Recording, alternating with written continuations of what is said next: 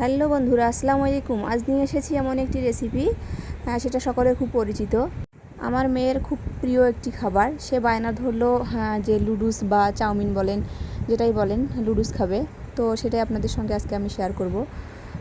ইতিমধ্যে চুলায় আমি গরম পানি বসিয়ে দিয়েছি, আর দুটো ডিম আমি ফাটিয়ে নিলাম। গরম পানিতে বলক এসছে, আমি এখন লুডুসগুলো গরম পানিতে দিয়ে দিলাম। লুডুস আমার সিদ্ধ করা হয়ে গেছে। এখন আমি পানিটা ঝরিয়ে নেওয়ার জন্য একটি ঝাড়নির মধ্যে লুডুসগুলো ঢেলে রেখে দিলাম।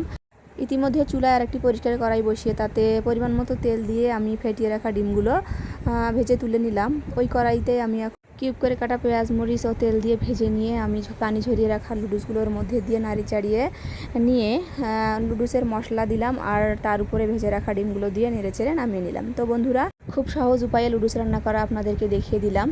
তো আমার চ্যানেলটিকে সাবস্ক্রাইব করে ছোটো বোনটার পাশে থাকবেন সবাই। খোদা হাফেজ।